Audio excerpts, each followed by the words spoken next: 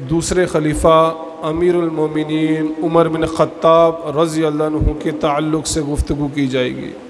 اللہ رب العالمین سے دعا گو ہوں رب العالمین مجھے حق بات کہنے اور ہم سب کو اس پر عمل کرنے کی توفیق عطا فرمائے۔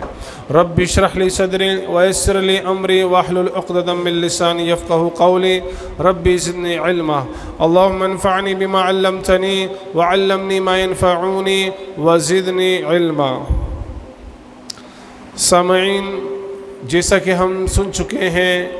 اللہ رب العالمین نے تمام صحابہ اکرام کی فضیلت کو بیان کیا۔ اللہ کے نبی جناب محمد الرسول اللہ صلی اللہ علیہ وسلم نے بھی اپنے صحابہ کی عظمت کو، ان کی بزرگی کو،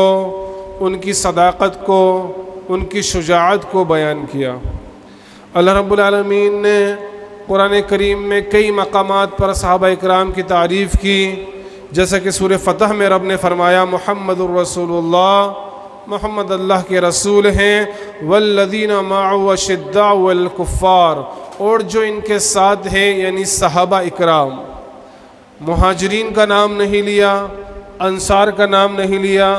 سابقون الاولون کا نام نہیں لیا، بلکہ کیا کہا والذین معه، اور جو لوگ ان کے ساتھ ہیں، یعنی تمام صحابہ اکرام کے لیے اللہ نے فضیلت بیان فرمائی۔ والذین معه اشداء علی الکفار، کافروں پہ سخت ہیں، رحماء بینہم تراہم، اور آپس میں نرم دل ہیں، رکعا سجدا یبتغون فضلا من اللہ ورضوانا، آپ انہیں دیکھو گے اللہ کی فضل کی جستجو میں سجدے اور رکوع کرتے ہوئے ہوں گے، سیماہم فی وجوہہم من اثر السجود، اور سجدے کے نشانوں سے تم انہیں پہچان لو گے، ذالک مثلہم فی التوراۃ وذالک مثلہم فی الانجیل، اور یہی مثال اللہ رب العالمین نے ذالک مثلہم فی التوراۃ ومثلہم فی الانجیل پچھلی کتابوں میں بھی انہی صحابہ اکرام کے بیان کی۔ خاص طور سے عمر بن خطاب رضی اللہ عنہ کو انہی دنوں کے اندر طعن و تشنیع کا نشانہ بنایا جاتا ہے۔ روافظ 10 محرم سے جو شروع ہوتے ہیں صحابہ اکرام کو گالی دینا جو شروع کرتے ہیں، طعن و تشنیع جو شروع کرتے ہیں، 10 محرم سے شروع کر وہ سفر تک، یعنی جب 40 دن نہ گزر جائیں تب تک سب و شتم صحابہ اکرام کو کرتے رہتے ہیں اپنی مجلسوں میں، اور ان کا سب سے بڑا ہدف، سب سے بڑا ٹارگٹ اگر ہوتا ہے تو وہ صدیق اکبر کی ذات ہوتی ہے، عمر فاروق کی ذات ہوتی ہے، عثمان غنی کی ذات ہوتی ہے، اماں عائشہ رضی اللہ عنہا کی ذات ہوتی ہے، یا حضرت معاویہ رضی اللہ عنہ کی ذات ہوتی ہے۔ خاص طور سے ہم حضرت عمر کے تعلق سے آج گفتگو کریں گے کہ جن کو انہوں نے طعن و تشنیع کا نشانہ بنایا، اللہ کے نبی جناب محمد الرسول اللہ صلی اللہ علیہ وسلم نے ان کے بارے میں کیا فرمایا، اور اللہ رب العالمین نے ان کی تعریف کر دی، ان کی فضیلت بیان کر دی، اور محمد الرسول اللہ صلی اللہ علیہ وسلم نے خاص طور سے نام لے کر ان کی فضیلت کو بیان کیا۔ صحیح مسلم کی حدیث ہے، صحیح ترمذی کی حدیث ہے، حدیث نمبر 3686 ہے، راوی حدیث عقبہ بن عامر ہے، فرماتے ہیں اللہ کے نبی جناب محمد رسول اللہ صلی اللہ علیہ وسلم نے ارشاد فرمایا، قال رسول اللہ صلی اللہ علیہ وسلم لو کان بعدی نبی لکان عمر بن الخطاب رضی اللہ عنہ، کہ میرے بعد اگر کوئی نبی ہوتا تو وہ عمر بن خطاب رضی اللہ عنہ ہوتے۔ اللہ اکبر، کتنا بڑا مقام، کتنا بڑا مرتبہ اللہ کے نبی جناب محمد رسول اللہ صلی اللہ علیہ وسلم عمر کو دے رہے ہیں، عمر بن خطاب کو دے رہے ہیں کہ اگر میرے بعد کوئی نبی ہوتا تو وہ عمر بن خطاب ہوتے۔ یہ چھوٹا مقام نہیں ہے، یہ بہت عظیم مقام، عظیم مرتبہ، عظیم فضیلت جناب محمد رسول اللہ صلی اللہ علیہ وسلم نے عمر کی بیان کی۔ اور یہاں سے یہ بھی پتہ چلتا ہے کہ نبی کے بعد، خاتم النبیین محمد الرسول اللہ صلی اللہ علیہ وسلم کے بعد اب کوئی نبی نہیں ہے، اب کوئی نبی نہیں آنے والا۔ اگر کوئی نبی ہوتا اللہ کے نبی کے بعد تو صرف اور صرف عمر بن خطاب اس کے حقدار تھے کہ وہ نبی ہوتے، لیکن اب عمر بھی نبی نہیں ہے کیونکہ اللہ کے نبی آخری نبی ہیں، نبوت آپ کے اوپر ختم کر دی گئی ہے، آپ خاتم النبیین ہیں۔ اسی طرح سے اللہ کے نبی جناب محمد رسول اللہ صلی اللہ علیہ وسلم نے کئی ایک فضیلتیں حضرت عمر بن خطاب رضی اللہ عنہ کے بیان فرمائی۔ صحیح مسلم کی روایت ہے، راوی حدیث حضرت ابو سعید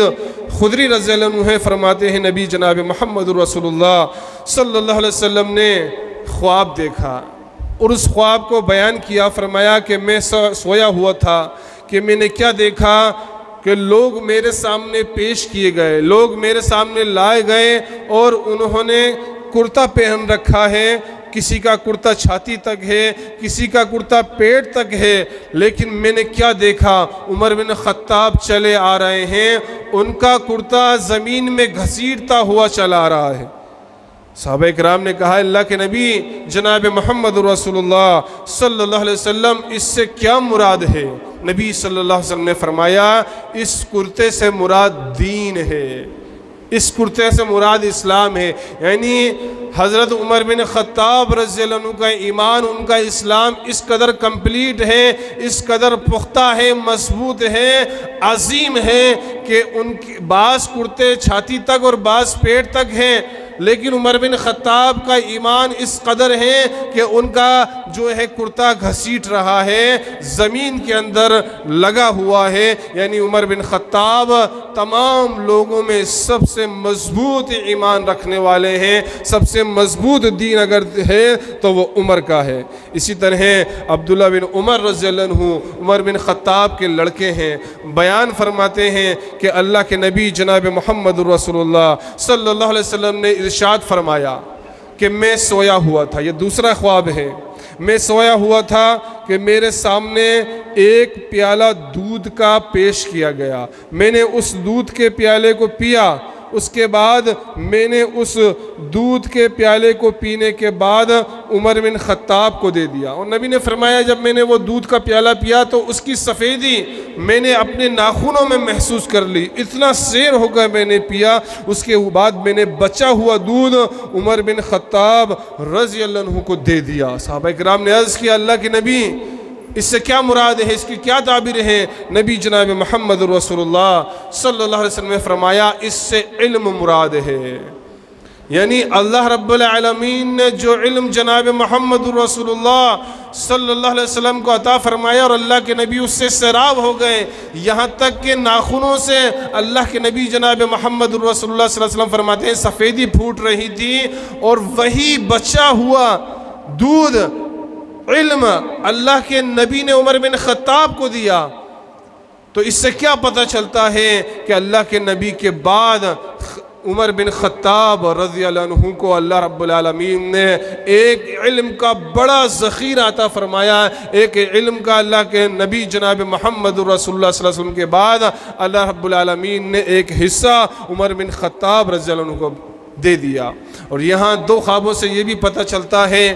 کہ خواب کے اندر قمیص یہ دین سے دین مراد ہے، اور خواب کے اندر دودھ دیکھنا یا پینا اس سے علم مراد ہے، یہ نبی کے خواب ہیں، اور نبی کے خواب کیا ہوتے ہیں؟ وحی ہوتے ہیں، اللہ کی طرف سے ہوتے ہیں۔ تو اللہ نے یہ وحی نبی جناب محمد رسول اللہ صلی اللہ علیہ وسلم پر کی کہ دین سب سے زیادہ مکمل اگر کسی کا ہے تو وہ خطاب کے بیٹے عمر کا ہے، اور اس علم اگر سب سے زیادہ کسی کے پاس ہے تو وہ عمر بن خطاب رضی اللہ عنہ کے پاس ہے۔ اسی طرح نبی جناب محمد رسول اللہ صلی اللہ علیہ وسلم نے تیسرا خواب بیان کیا، یہ بھی مسلم کی حدیث ہے، صحیح مسلم کی یہ پے در پہ حدیثیں ہیں جو حدیث نمبر 2191 سے ہے، 2191 92 اس طرح سے لگاتار حدیثیں ہیں۔ اس کے راوی ابو ہریرہ ہیں، فرماتے ہیں اللہ کے نبی جناب محمد رسول اللہ صلی اللہ علیہ وسلم نے ارشاد فرمایا میں سویا ہوا تھا، میں نے کیا دیکھا کہ میں ایک کنویں کے اوپر ہوں اور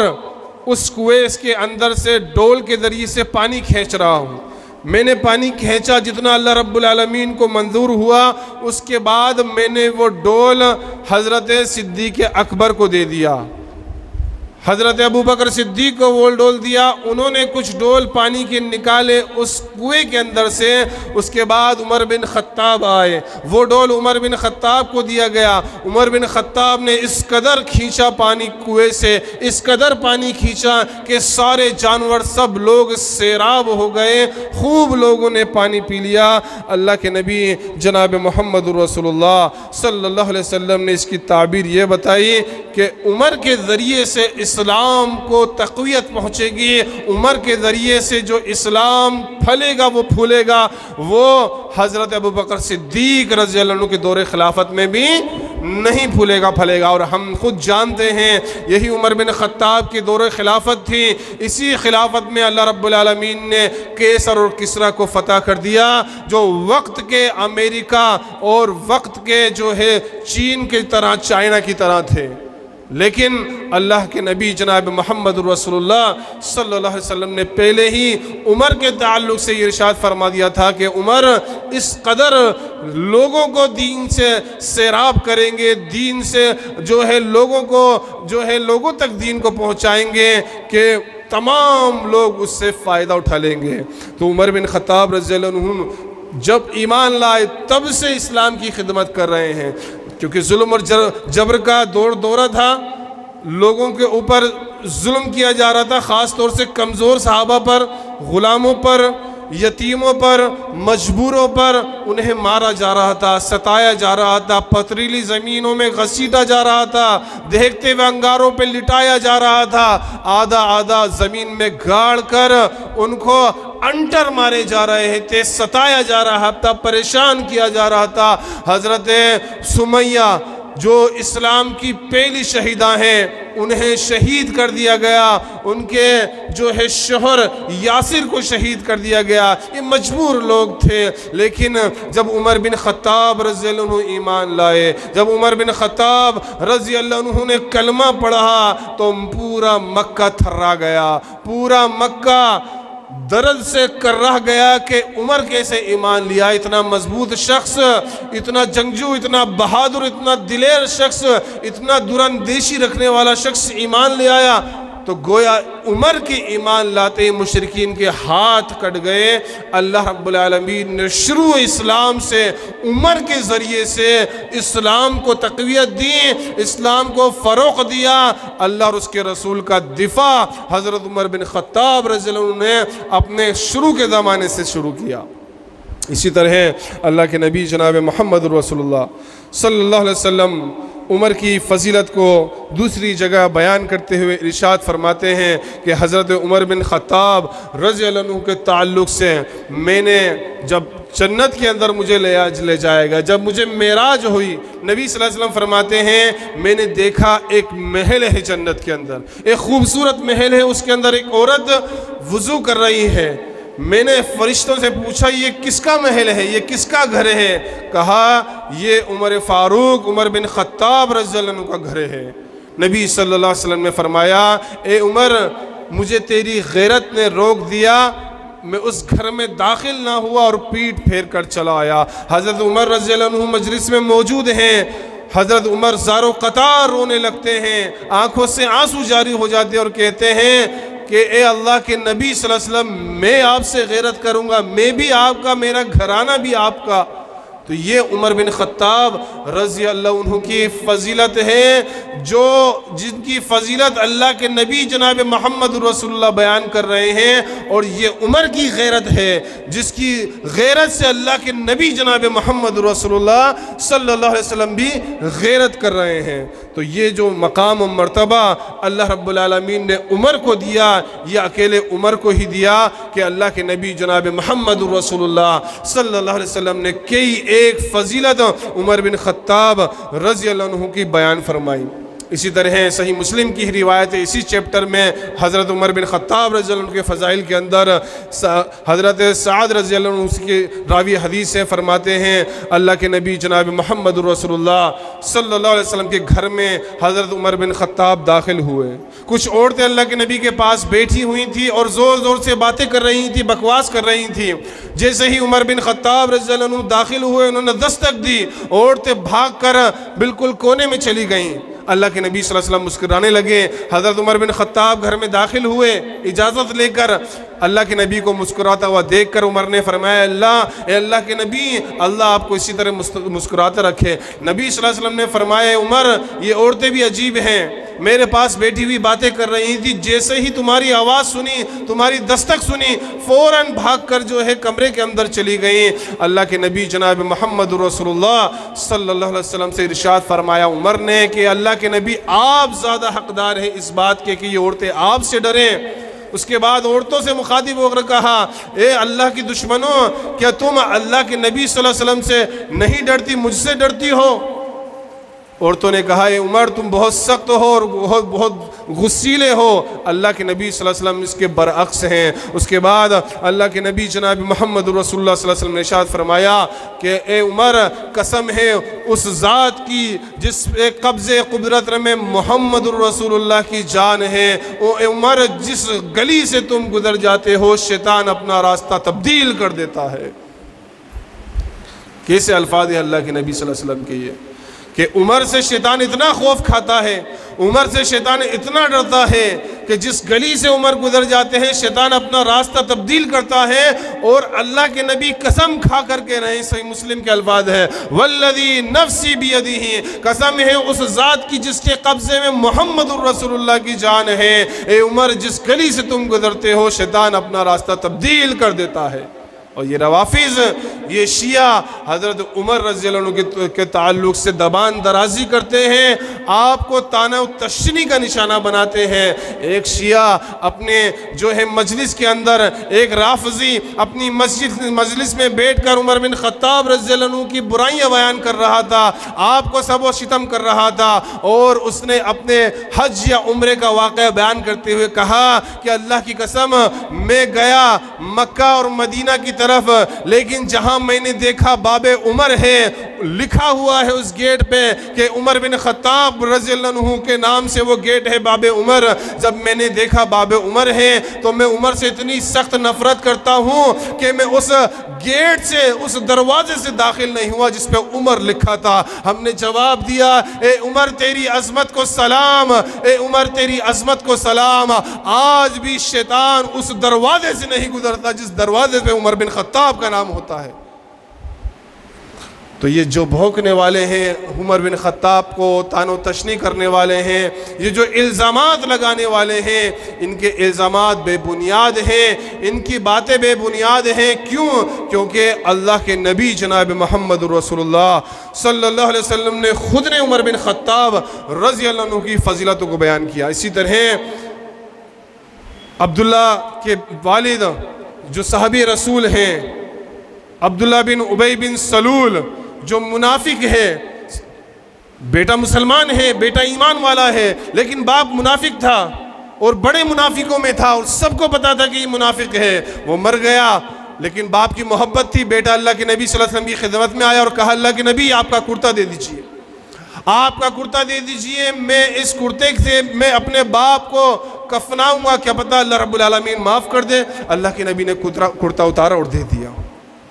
اس کے بعد دوبارہ دوڑے اللہ کے نبی آپ جنازے کی نماز پڑھا دیجئے، آپ اس کی نماز جنازہ پڑھا دیجئے، کیا پتہ اللہ رب العالمین معاف کر دے۔ اللہ کے نبی جناب محمد رسول اللہ صلی اللہ علیہ وسلم نے ارادہ کیا نماز پڑھانے کا، آپ کھڑے ہوئے اس منافق کی نماز پڑھانے کے لیے۔ حضرت عمر بن خطاب رضی اللہ عنہ نے آپ کا کپڑا پکڑ لیا، آپ کا کرتا پکڑ لیا، دامن پکڑ لیا اور کہا اے اللہ کے نبی، کہ اللہ نے آپ کو کسی منافق کی نماز جنازہ پڑھنے کے لیے، کسی منافق کی استغفار کے لیے منع نہیں کیا؟ کہا عمر منع کیا ہے، لیکن رب نے اختیار دے دیا کہ تم ان کی جو ہے استغفار کرو یا نہ کرو، اگر 70 مرتبہ بھی استغفار کرو گے تو میں معاف نہیں کروں گا، تو میں سوچتا ہوں 71 مرتبہ اس کی استغفار کر کے دیکھتے ہیں، کیا پتہ اللہ معاف کر دے۔ اس کے بعد اللہ رب العالمین نے پھر قرآن کریم میں آیت نازل فرمائی، اور یہ آیت وہی تھی جو حضرت عمر رضی اللہ عنہ کی خواہش تھی، ان کا جو جذبہ تھا کہ اللہ کے نبی آج کے بعد کسی مشرک کے، کسی منافق کے جنازے پہ کھڑے ہونے کی آپ کو اجازت نہیں ہے، آپ کسی منافق کا جنازہ نہیں پڑھائیں گے۔ تو یہ عمر بن خطاب رضی اللہ عنہ کی ذات تھی جو سوچتے تھے، جو مشورہ دیتے تھے، رب عرش الہ سے وحی نازل کرتا تھا، جبریل کو بھیجتا تھا۔ آج انہیں تان و تشنی کا نشانہ بنایا جا رہا ہے۔ اسی طرح اللہ کے نبی جناب محمد رسول اللہ صلی اللہ علیہ وسلم نے جب خانہ کعبہ کے اندر مصلی قائم کرنے کے تعلق سے مشورہ طلب کیا کہ کس جگہ مصلی رکھا جائے، کس جگہ کو مصلی بنایا جائے، تو عمر بن خطاب رضی اللہ عنہ نے مشورہ دیا، اللہ کے نبی آپ مقام ابراہیم کو مصلی کی جگہ بنائیں۔ اللہ نے قرآن میں آیت نازل فرما دی، وَاتَّخِذُوا مِن مَّقَامِ إِبْرَاهِيمَ مُصَلَّى، تم مقام ابراہیم کو مصلی بناؤ۔ عمر سوچتے تھے،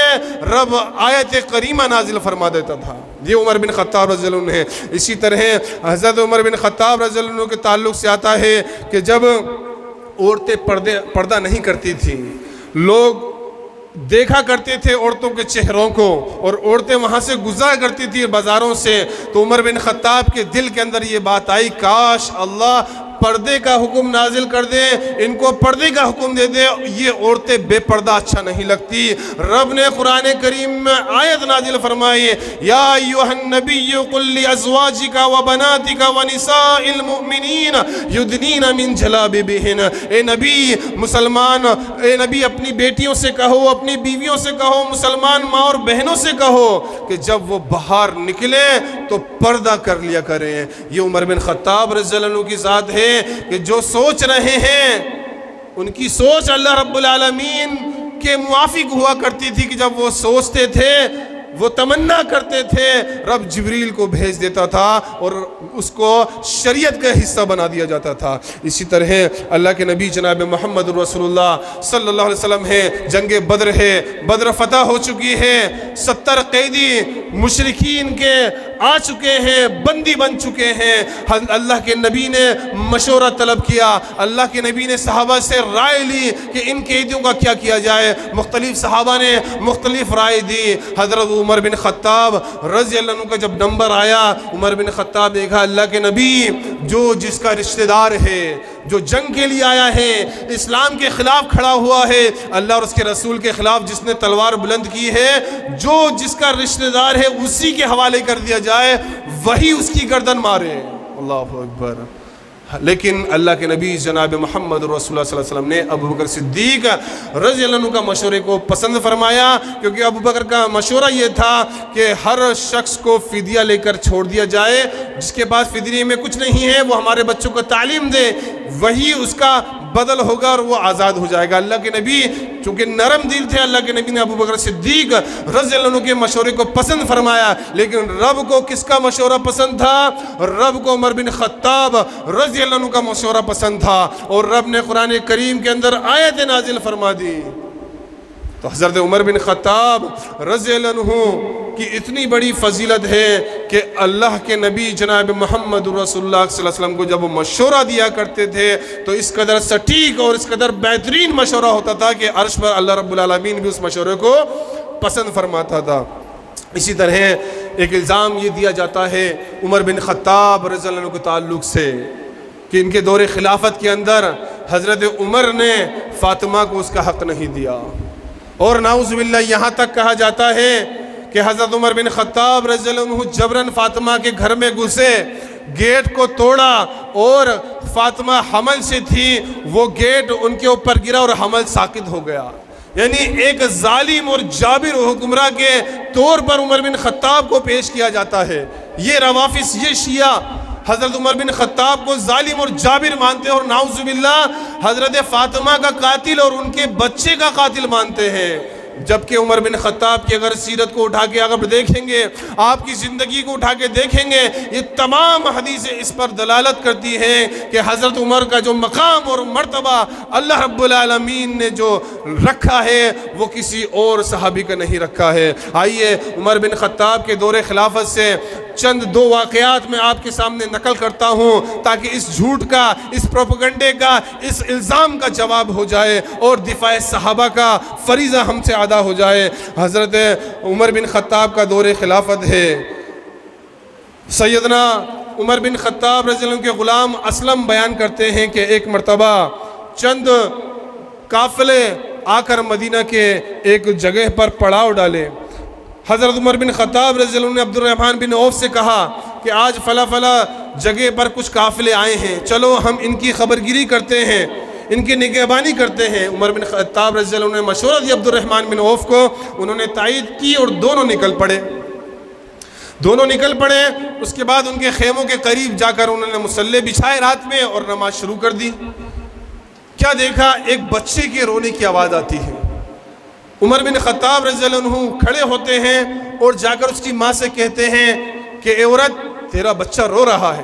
کیونکہ رات کا وقت ہوتا ہے، اگر بچہ روتا ہے تو بڑی بے چینی سی ہوتی ہے۔ آج ہم بھی بچے اللہ رب العالمین نے ہمیں بھی دیے، ہم بھی فیملی والے، ہم جانتے ہیں اس چیز کو، بچے کا رونا جلدی سے برداشت نہیں ہوتا ہے۔ عمر بن خطاب اٹھے اور کہا کہ تیرا بچہ رو رہا ہے۔ اس کے بعد آ کر نماز میں مشغول ہو گئے، یہاں تک کہ رات کا آخری پہر آ گیا اور وہ بچہ اسی طرح رو رہا ہے۔ عمر بن خطاب پھر گئے اس عورت کو، پھر جگایا جا کر اور کہا، اے اللہ کی بندی، کیا اس بچے کے تعلق سے تو اللہ سے نہیں ڈرتی ہے؟ اس کو پوری رات ہو گئی روتے ہوئے، یہ کیوں رو رہا ہے اتنا؟ اس عورت نے کہا کہ یہ اس لیے اتنا رو رہا ہے کہ میں اس کا دودھ چھڑوانا چاہتی ہوں۔ جی ہاں، عمر بن خطاب امیر المومنین نے دودھ چھڑائے ہوئے بچوں کا وظیفہ مقرر کر رکھا ہے، تو میں چاہتی ہوں اس کا دودھ جلدی سے چھوٹ جائے تاکہ اس کا وظیفہ مجھے مل جائے اور میں اس کی اچھی سے پرورش کر سکوں۔ عمر بن خطاب رضی اللہ عنہ جب یہ سنا تو وہ ہل گئے، مصلی پہ کھڑے ہوئے اور زارو قطار گریہ و زاری شروع کر دی، آنسو بہانا شروع کر دیے اور کہنے لگے، عمر تو نے کتنے معصوم بچوں کو قتل کر دیا۔ اس کے بعد اس عورت سے کہا کہ عورت تو اس کو دودھ پلا۔ اس کے بعد حضرت عمر بن خطاب رضی اللہ عنہ نے فرمان جاری کیا کہ چاہے دودھ چھڑائے ہوا بچہ ہو یا نہ چھڑائے ہوا بچہ ہو، جو ہے بیت المال سے سب کا آج میں وظیفہ مقرر کرتا ہوں، جو غریب یتیم بچے ہیں ان سب کا میں وظیفہ مقرر کرتا ہوں۔ جو عمر ایک غیر بچے کے لیے اتنے نرم دل ہوں، ایک دودھ پیتے بچے کے لیے اتنے نرم دل ہوں کہ انہیں اس کا رونا برداشت نہیں ہوا اور تمام بچوں کے لیے، دودھ پیتے بچوں کے لیے انہوں نے یہ رحمت جو ہے لکھی کہ لکھوا کر شائع کر دی کہ سارے بچوں کا جو غریب بچے ہیں ان کا وظیفہ آج مقرر میں کر دیتا ہوں۔ کیا وہ عمر فاطمہ بنت محمد رضی اللہ عنہ کے بچے کو جو ہے تکلیف دے سکتے ہیں؟ اسی طرح ایک دوسرا واقعہ ملتا ہے البدایہ والنہایہ کے اندر۔ حضرت عمر بن خطاب رضی اللہ عنہ رات کے اندر گشت کر رہے ہیں، مدینہ کے اطراف میں گشت ہو رہا ہے کہ دیکھتے ہیں کہ ایک خیمہ ہے بالوں سے بنا ہوا، اس خیمے کے اندر کچھ لوگ ہیں۔ عمر بن خطاب جیسے ہی قریب جاتے ہیں تو وہاں سے ایک عورت کے رونے کی آواز آتی ہے، اور قریب گئے تو پاس میں ایک بندہ بیٹھا ہوا تھا، اس سے پوچھا تم کون ہو؟ اس نے کہا کہ میں بدو ہوں، بادیہ نشینی ہوں۔ کہا یہاں کس لیے آئے ہو؟ کہا ہم نے سنا ہے امیر المومنین بہت خیر بانٹتے ہیں، ہم بھی چاہتے ہیں کچھ خیر ہمیں بھی مل جائے۔ کہا یہ رونے کی آواز کیسی ہے؟ کہا یہ میری بیوی ہے اور یہ درد زہ سے روئی ہے، یہ پریگننٹ ہے، یہ حمل سے ہے، اس لیے بچے کی پیدائش ہونے والی ہے اور آپ کی مجھے سخت ضرورت ہے۔ کہا اس کے پاس کوئی عورت ہے؟ کہ نہیں کوئی عورت نہیں ہے۔ فوراً عمر بن خطاب رضی اللہ عنہ اٹھتے ہیں، رات کا سناٹا ہے، عمر بن خطاب رضی اللہ عنہ دوڑے دوڑے اپنے گھر جاتے ہیں، کلثوم کو جگاتے ہیں جو آپ کی زوجہ محترمہ ہے، جو آپ کی بیوی ہیں، جو حضرت علی کی بیٹی ہیں، جگاتے ہیں کلثوم کو اور کہتے ہیں اے کلثوم، آج تو نیکیاں بٹورنے کا وقت آ گیا ہے، ایسے ایک مسئلہ ہے، ایک زچہ ہے جس کو درد زا شروع ہو چکا ہے، چلیں اس کی طرف اور تاکہ ہم اس کی مدد کر سکیں اور نیکیاں بٹور سکیں۔ کلثوم نے جو ضرورت کے سامان تھے، کچھ کھانے پینے کے سامان تھے، وہ باندھے۔ عمر بن خطاب رضی اللہ عنہ نے خود ان سامان کو اٹھایا اور چل دیے۔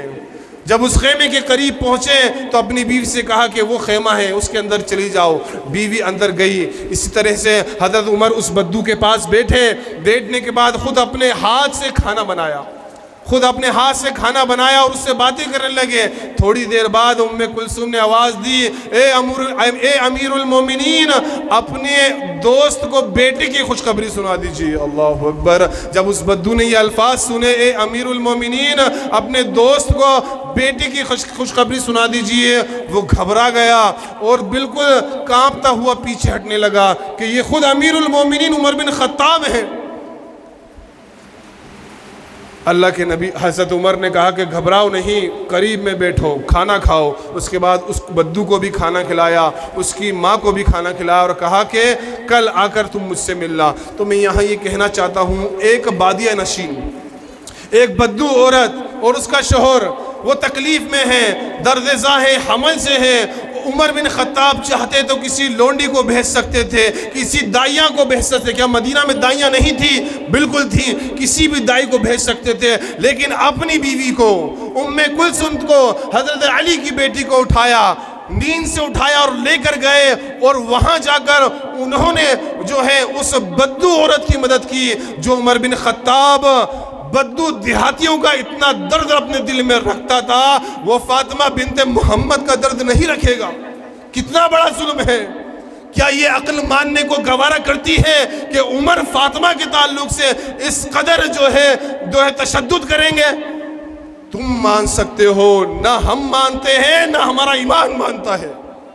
کیونکہ ذات عمر بن خطاب رضی اللہ عنہ کی وہ تھی، اس ذات کے اوپر کوئی انگلی نہیں اٹھا سکتا، کیونکہ اللہ کے نبی جناب محمد رسول اللہ صلی اللہ علیہ وسلم نے فرمایا تھا کہ اگر میرے بعد کوئی نبی ہوتا تو وہ عمر ہوتے۔